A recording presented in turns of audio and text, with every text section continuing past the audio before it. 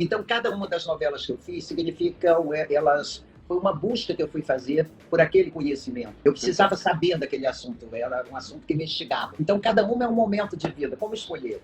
Glória Pérez fala sobre possíveis remakes e continuações de novelas clássicas. Mas se você fizer o Clone 2, o problema principal, que é o da identidade, você já tratou. Seria para saber como é que estão Lucas e Jade hoje. Glória fala sobre quando recebeu o diagnóstico de uma doença que poderia ser o seu fim, enquanto escrevia a novela Caminho das Índias. Quando eu recebi esse resultado, claro, eu corri para o médico e perguntei quanto tempo eu teria. Porque expliquei que eu estava fazendo uma novela, que essa novela implicava no trabalho de mais de 300 pessoas, 400, 500, sei lá, e que eu teria que ser responsável em relação a isso. Eu tinha condições de continuar. E ele me disse uma coisa muito bonita, ele disse, é preciso ter um projeto futuro. Glória Pérez fala sobre os temas recorrentes em suas grandes novelas. Entende? Por exemplo, quando eu fiz Barriga de Aluguel, é que essa curiosidade pela revolução genética que eu tive naquela época, com a notícia de que era possível uma mulher ter um filho que fosse dela, mas que nascesse na barriga de outra, esse assunto se desdobrou em outras novelas. Eu tratei desse assunto no Clone, eu tratei do Corpo e Alma, entendeu? Não esqueça de se inscrever no canal, ativar o sininho das notificações, deixar o seu gostei. Agora vamos pro corte. Eu prometo, Partido Alto, Carmen, Barriga de Aluguel, Corpo e Alma, Explode Coração, Pecado Capital, O Clone, América, Caminho das Índias, Salve Jorge, Ufa, Força do Querer, 12. E 7 séries, das quais eu sou enlouquecido por Hilda Furacão e Canto da Sereia. Eu vou fazer uma pergunta horrorosa, que é o seguinte. Eu sei que você ama, você é a mãe de todos esses personagens, todas as histórias assim, mas se você quisesse ser lembrada por 2 novelas, quais seriam? Difícil, não sei. Eu acho que isso daí é uma escolha do público, nunca será minha, porque é como escolher entre filhos, entende? Não tem como você escolher. Cada uma novela é um momento da tua vida. Eu acho que é assim, você escreve sobre aquilo que te interessa, escreve porque você quer conhecer mais, mergulhar mais naquele assunto. Então, cada uma das novelas que eu fiz significa, elas foi uma busca que eu fui fazer por aquele conhecimento. Eu precisava saber daquele assunto, era um assunto que me instigava. Então, cada uma é um momento de vida, como escolher?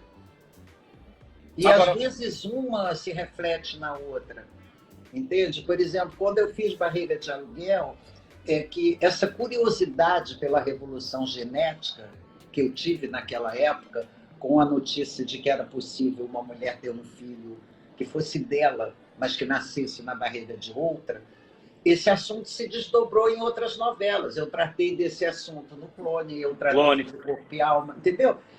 Essa revolução genética eu tratei em outras novelas. Mas isso, eu vejo, por exemplo, que desde o momento que virou até comum, agora vamos chegar lá no streaming, nas séries e tal, do spin-off. Eu me lembro até quando teve o Clone, que eu era metido pra caramba, eu falei assim, olha só, por que a gente não faz um especial de final de ano do Clone? Eu me lembro que eu cheguei a falar com você, não me lembro que era o diretor, eles acharam que era meio impossível pegar o mesmo elenco e fazer. O tal do spin-off, tá todo mundo falando, não caberia um Clone 2? Você agora vê como é que as pessoas... Não funciona isso em novela? E fazer o quê? Um Clone 2, como se faz toda hora com série e tal. Bom, você pode fazer tudo, crescido, né? Hein?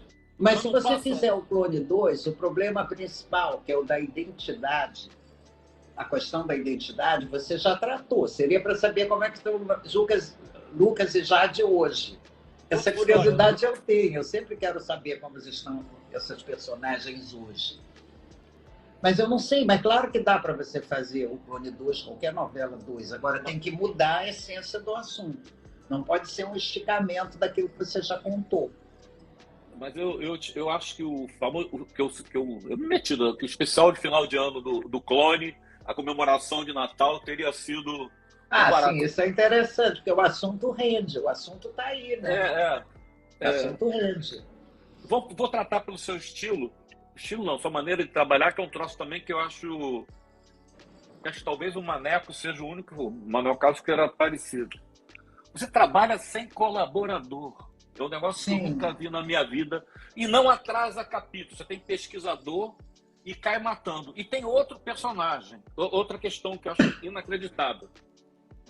Aí você tem, vou ter que falar, descobre um câncer, tem que fazer quimioterapia e continua escrevendo. Perde uma filha, perde uma filha, tem uma interrupção de quê? De 2 segundos. Assim, o que é isso? Você diz isso de continuar escrevendo? Não, é duas coisas. Primeiro, como é que você... Quem acompanha sabe que é um trabalho...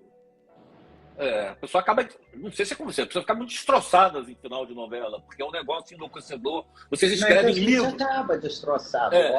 Livros por dia. É uma coisa, quando eu coloco escritora e novelista, a Dias Gomes virou imortal. Acho que é uma categoria que exige, além da criatividade e capacidade intelectual, um esforço físico e intelectual dilacerante. E você não interrompeu nem num tratamento do câncer e nem logo depois da morte da sua filha. As coisas mas tem motivações diferentes. Mas, de qualquer forma, é porque só o trabalho te garante a sobrevivência, não no sentido financeiro. A sobrevivência. Você vê que o Manuel Carlos, quando ele perdeu o filho, o que ele fez? Trabalhou. Você entende? É só isso te garante sobreviver a certas coisas. O câncer foi mais leve para mim. A única coisa que podia acontecer era que não desse certo o tratamento, mas eu queria deixar mas pelo que eu sei, você escrevia no hospital fazendo... Escrevia na sala quimioterapia. Na sala da químio. Escrevi... Caminho das Índias foi escrito na sala da químio. E quanto mais, quer dizer, e durante esse tempo eu procurei trazer para a novela o mais ainda o lúdico, o alegre, entende? Não deixar que a novela se contaminasse com esse peso que, bem ou mal, por mais esperança que você tenha, paira sobre a sua cabeça. Será que vai dar certo? Não é? Então eu tive esse cuidado, porque quando eu tive o câncer, o meu médico era maravilhoso, foi o Tabaque.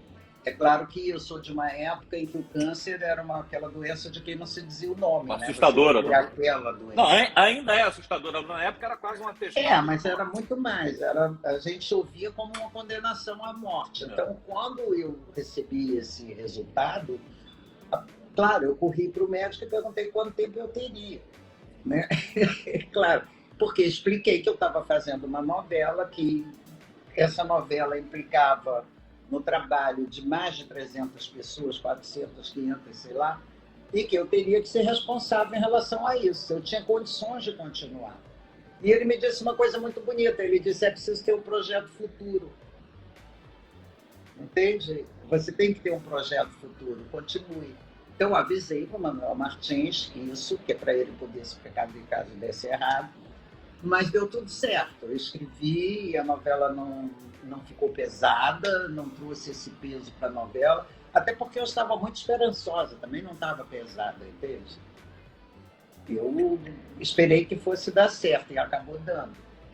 E aconteceu um fenômeno que eu vou ter que começar com uma nota de redação e eu precisava do teu testemunho. Não sei se você lembra da nossa entrevista, 20 e tantos anos atrás. Lembro bem. Que eu falei com você, Glória, eu como pai, eu sou mais do que... Eu tinha 3 filhas pequenas. Eu como pai, eu sou mais do que solidário. Eu sou favorável à vingança. Mas eu vou ter que fazer uma entrevista muito antipática com você. Porque as pessoas, tem gente levantando tese que eles vão ser condenados porque a Dani e você são da Globo e tal, não sei quem. Então eu vou fazer as perguntas mais antipáticas. Mas você nunca teve dúvida da minha solidariedade. Tanto que a gente continua amigo e estamos até... O que eu estou apanhando, como se eu fosse uma pessoa insensível, o espírito era justamente fazer com que você levantasse as questões concretas da culpabilidade dos dois. Ufa, acho que contei minha história. Isto posto, decorrido 30 anos, a minha pergunta, como é que está o seu estado de espírito? Ou seja, é o seguinte, foi uma luta que eu gostaria que você falasse, para eles serem julgados, para eles serem condenados, finalmente foram e cumpriram a pena. Foi feita a justiça? Seu estado de espírito é de tranquilidade? Langer, foi feita a justiça possível. Justiça não é? Justiça não. Nem sequer cumpriram a pena que foram condenados. Mas foi feita a justiça possível. Num país onde pouquíssimas pessoas chegam a essa justiça possível, eu tive o que pude ter. A única coisa que eu gostaria de recuperar é que tem muita gente que não acompanhou na época. Como é que foi? Juro que é a última pergunta mesmo. que as pessoas acham que foi. Primeiro, foi uma enrolação para o julgamento e ter transformado em crime hediondo, não foi um movimento político, de partido. Conta como é que foi a sua luta. A gente sabe, quem acompanhou, que não foi um processo muito simples. Foram anos até o julgamento e tem um marco na história desse país, na justiça, que é a transformação nesse tipo de crime em crime hediondo. Acho que muitas das pessoas que estão nos assistindo não estão sabendo, não sabem, que isso foi uma luta pessoal sua. Eu queria que só você contasse como é que foi isso para a gente passar a tratar de novela. Não, isso foi porque na época em que aconteceu o crime, eu fiquei muito surpresa sabendo que assassinato não era considerado hediondo. Havia uma lista de crimes, que seria uma lista de crimes que se levava a sério, onde a pessoa não podia sair por fiança, tinha que cumprir a pena, enfim. Mas esses crimes eram todos relativos a crimes patrimoniais. E isso me indignou. Por exemplo, se a pessoa matasse um papagaio, Me lembro. adoro os papagaios, tá? Mas ela ia presa, não afiançava e ia cumprir a pena. Mas se matasse o homem que cuida dos papagaios, ficava na rua. Entende? Isso me indignou e eu vi que tinha na Constituição uma possibilidade que o povo pudesse passar, a sociedade pudesse passar uma emenda popular modificando a lei. E me lancei nessa campanha junto com outras mães, a Jocélia de Minas, a jornalista Valéria de Brasília, enfim. E conseguimos em 3 meses, foram 3 meses só, 1.300.000 assinaturas numa época sem internet, passando de mão em mão. Vieram listas do Brasil inteiro. E o que nós pedíamos nisso? Que o homicídio qualificado, aquele que se mata com desejo de matar, com intenção de matar, passasse a figurar entre os crimes hediondos. E é por isso, embora eles tenham suavizado muito hoje a lei dos crimes hediondos, não serviu para minha filha, nem para os filhos das mães que fizeram a campanha comigo. Mas foi usada depois e até hoje não saiu. Não caiu a lei não caiu, apenas a lei dos crimes hediondos com o tempo foi sendo suavizada, foi isso. Não, eu fiz questão de registrar porque é um papel que, como eu falei na época, né, tem mães que ficam derrotadas pela dor e você transformou a dor numa ferramenta de luta de justiça, não só para sua filha, mas para os parentes de outras vítimas do futuro, e como se vê, vale até agora. Essa entrevista da Glória é muito inspiradora. Ela é uma mulher ímpar que passou por momentos terríveis na vida sem perder a esperança e sem se vitimizar, como essa sociedade vergonhosa de hoje faz. Glória mostra sua humanidade e preocupação com todas as pessoas que dependiam dela na novela em que ela estava escrevendo, enquanto ao mesmo tempo ela lutava pela vida. Muito obrigado por ter ficado comigo até o final desse vídeo. Não esqueça de se inscrever no canal, ativar o sininho das notificações e deixar o seu gostei. Todo dia tem um corte novo pra você. Dá uma olhada no canal, tem muita coisa legal já. Até amanhã.